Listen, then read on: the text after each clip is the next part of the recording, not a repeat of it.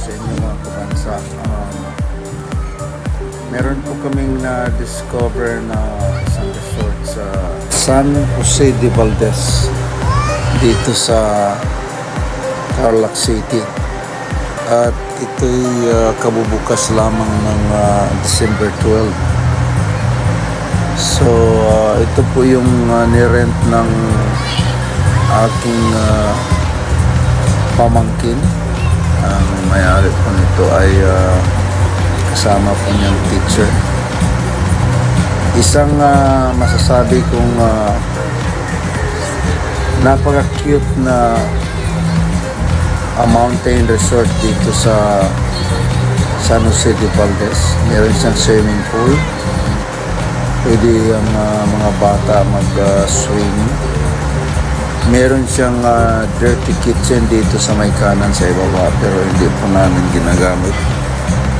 Dito lang kami sa kanang side. At ang amin pong ginawa ay nagdala po kami ng mga luto na mga pagkain at ulam. At nirent po namin ito ng 11,000 ang overnight. So isang araw po kami dito. So ang makikita nyo rito ay mayroong mga ganitong swing. Meron ding mga ganitong mga ginawa nila. So atin pong iikutin at makita natin yung tubuhan nitong lugar na ito. So ganyan po ang labas niyan. Yung doon sa ibaba, andun yung isang maliit na parang tirahan ng may-ari. So ito po yung likod. So this is good for family picnic. At ito ay kalahati ng bubong ay solar.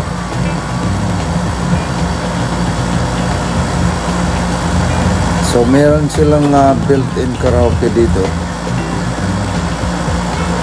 So ito yung kung saan kayo ay magka-karaoke.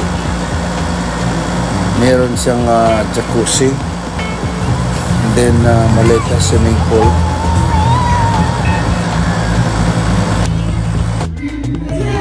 Dito po tayo sa first floor. High ceiling. Yung kanilang simple sa delivery. So punta natin yung center nila dito sa labas. Tingnan natin. So yeah, overlooking talaga ito. Gandang idea ito ng may-ari.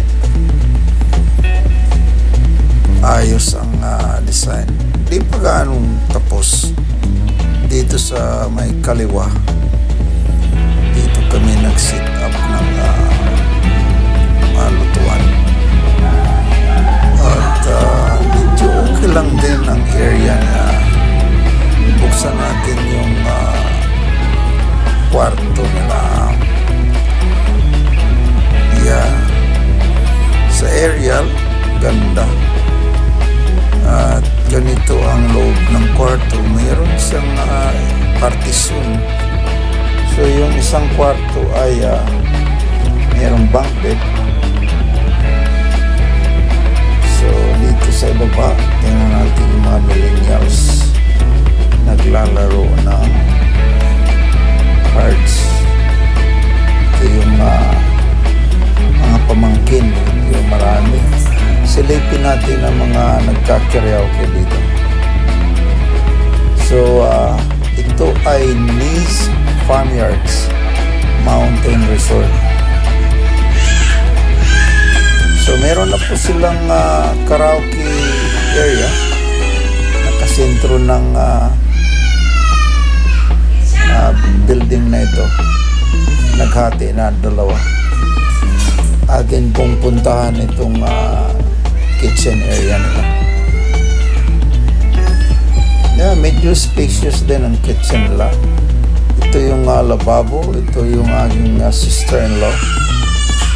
Birthday niya ngayon. That's why meron siyang hinanda.